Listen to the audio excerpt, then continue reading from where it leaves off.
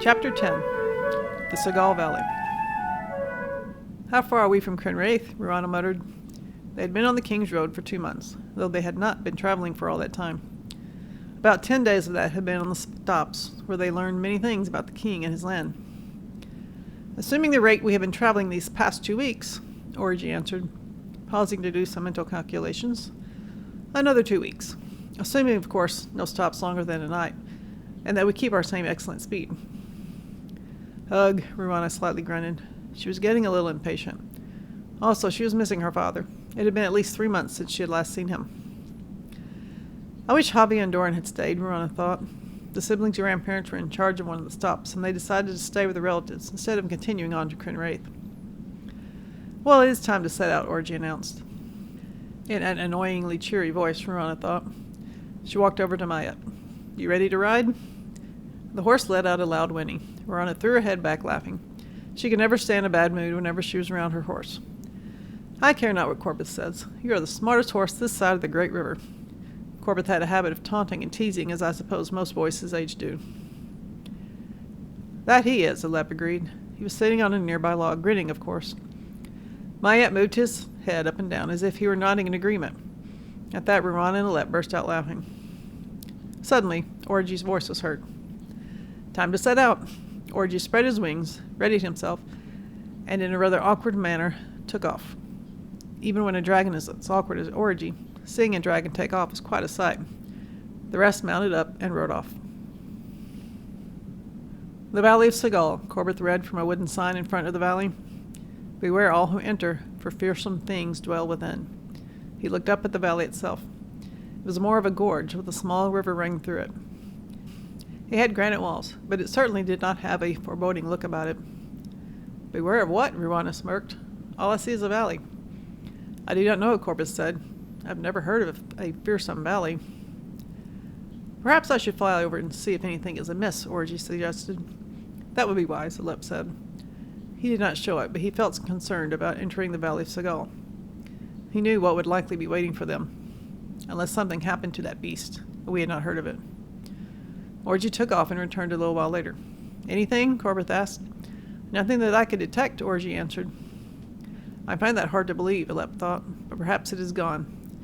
He withdrew his sword and marched in, leading to Set. Let us go in.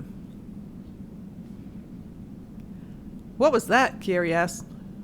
They had been going through the valley for some time now. However, they were not through it yet. What was what? Ruana asked. I thought I heard something. It was like Orgy walking. Kieri's eyes widened, as did the eyes of the rest. Orgy was flying.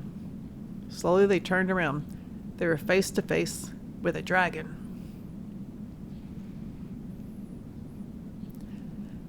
Ba-da-dun-dun, ba-da-dun-dun, Orgy sang whispered. I believe it had the makings of quite a nice little tune here. He had flown ahead a few curts out of the valley. He suddenly thought, where are the others? He looked down. They were not there. Fear washed over Orgy. He turned and flew back to where the others were. Little did he know they were fighting for their lives against the dragon of Segal. Now, before I tell this part of our tale, something must be understood about the dragon of Segal. This particular dragon had the ability to be as large as, well, a dragon, or as small as a fly.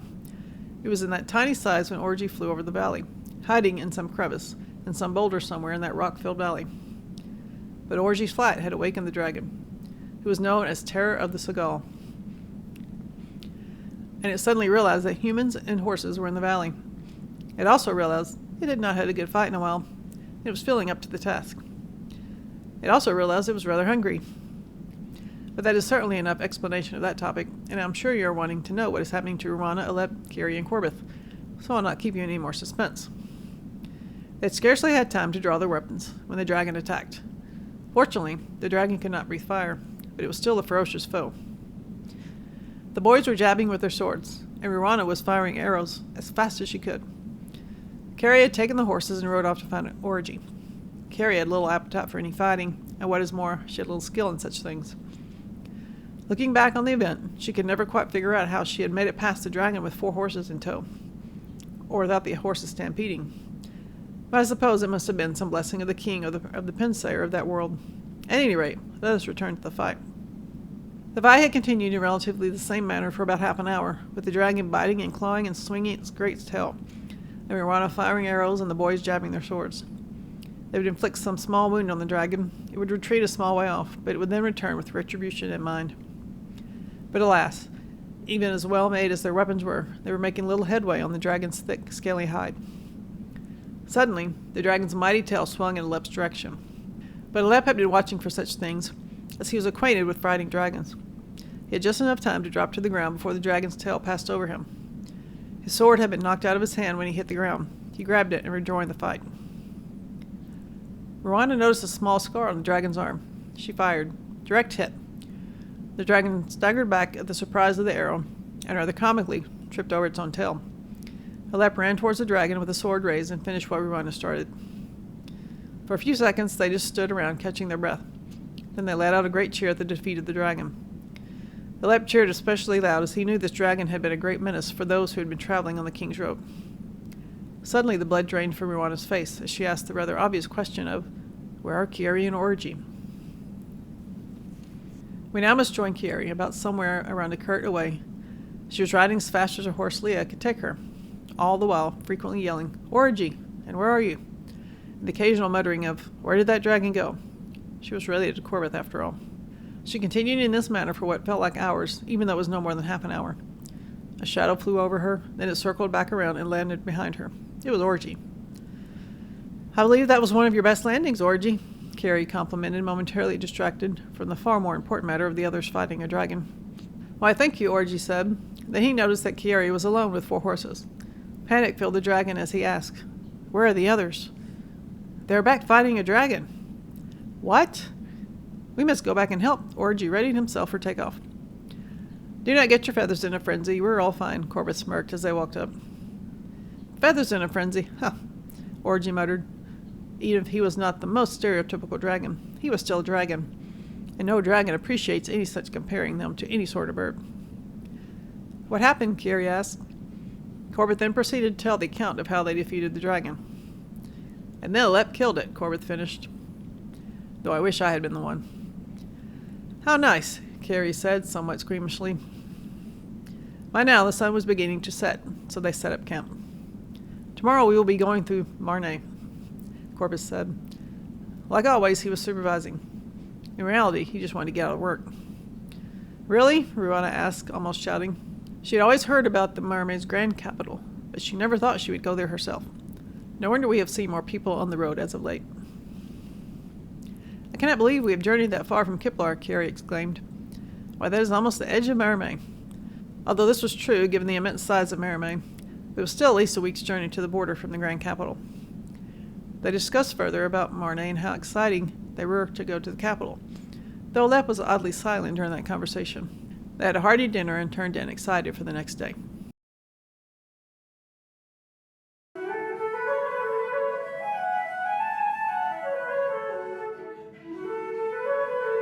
Chapter 11. Marne.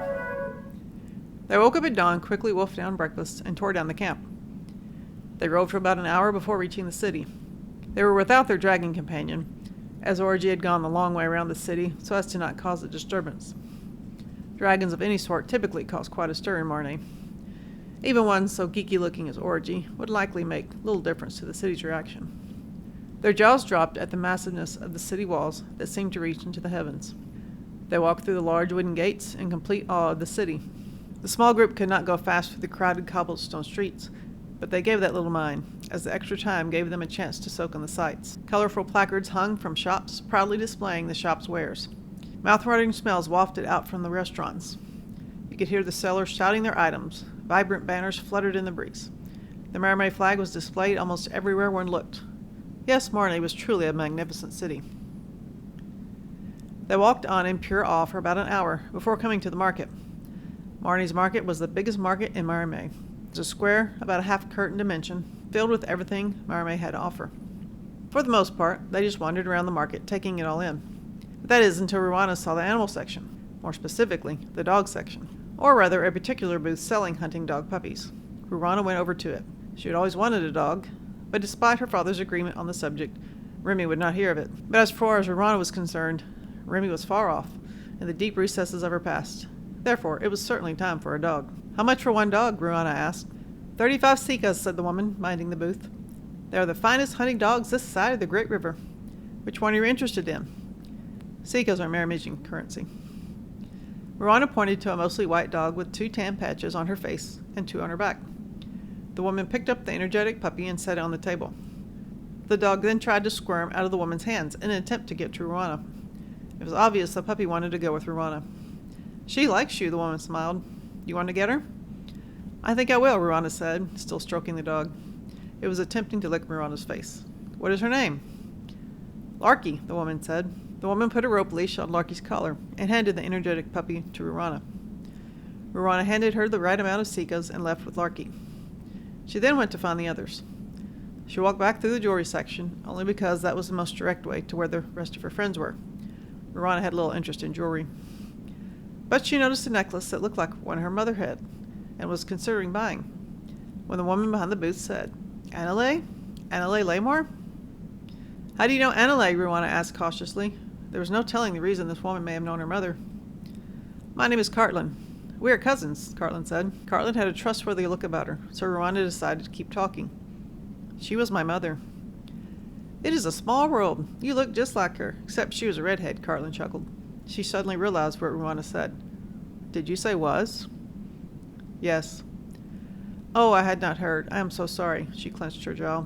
"When did she—" "In childbirth," Ruana answered.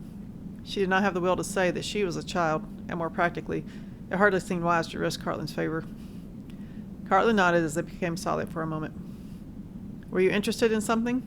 Cartlin asked when she remembered Ruana was a customer. "Yes," Ruana said. "That necklace." "That will be 75 sikas," Cartlin said. "It is pure silver, with a genuine emerald. Tell you what, since you're Annalay's daughter, I will give it to you for 65 sikas. Ruana now had 30 sikas. "Sorry, I do not have anywhere near that much. Would you be interested in any of our other high-quality pieces?" "No, thank you," Ruana politely replied and started to leave. "Why are you in Mareme?"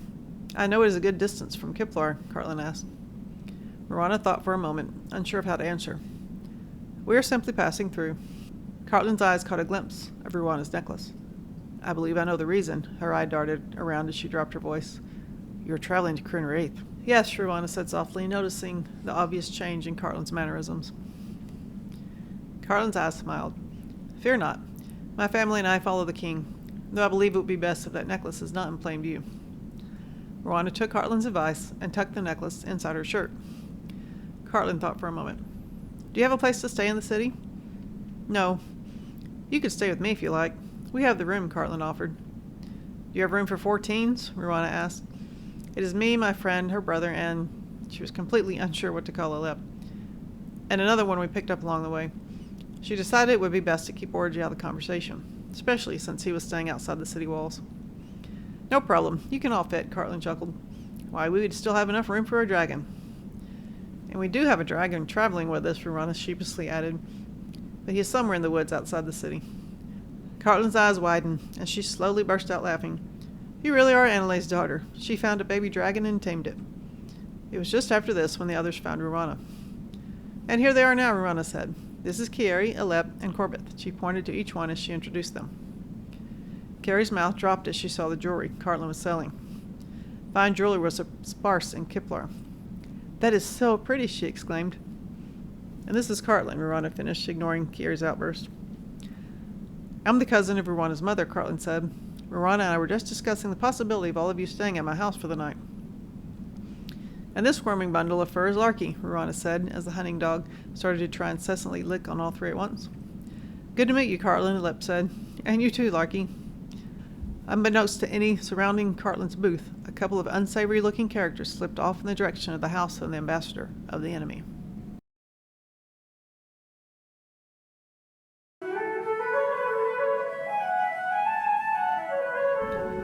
Chapter 12. In the House of Cartlin. The friends made their way to Cartlin's house. This took a while, as Marne streets were very crowded. Ugh, I'm glad I'm from a small town, Ruana thought. She absolutely hated crowds of any size. I would hate to have to deal with this every day. I hope in Crenn Riaeth I shall be fortunate enough to dwell in the small town.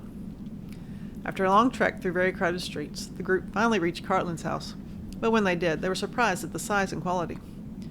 "This is bigger than Kiplar's town hall," Carrie exclaimed. "Not as if anything in Kiplar is much of a standard," Corbett muttered. Come in, Cartland opened the door. They followed in after her. "Your rooms are down that way." They put what little baggage they'd carried into the city into the rooms. Orgy had the bulk of their luggage and the horses. They exited the rooms. Cartland was calling for someone. "Althea! Althea!" "Coming." A tall, pretty redhead with clear blue eyes descended down the stairs. She wore a dark green dress with copper trim. She had a quiver full of arrows across her back and a bow in her right hand. "Guests?" she asked. "Yes. These are Ruana, Kieri, Alep, and Corbett," Cartland introduced. "This is my daughter, Althea." They shook hands and said hello. Corbett could hardly keep his eyes off Althea. Ruana and Kieri rolled their eyes. Corbett had always noticed pretty girls. Alep hardly seemed to notice the girl, as if he were focused on another. "Do any of you like to shoot? We have an archery range outside, and I was about to practice," Althea asked. "I will," Corbett shouted. "Sure," Ruana said. "I think I will sit this one out," Kieri said. She walked off to her room, yawning. "I will go," Alep said. He had no intention of taking part in the archery, but he thought it would be amusing to see Corbett take on Ruana in something where he had no chance of even coming close to her. The four of them walked outside. Corbett shot first. He hit the second ring. Ruana hit a bullseye, as did Althea. This more or less repeated itself, so it was scarce 10 minutes later when Corbett claimed he needed to get a head start on dinner. Everyone knew the real reason, however. Alep followed him inside, as the interesting part was over, and it was plain to see that Ruana and Althea were almost too skilled in their craft. They had hit nothing but the dead center of the bullseye this whole time.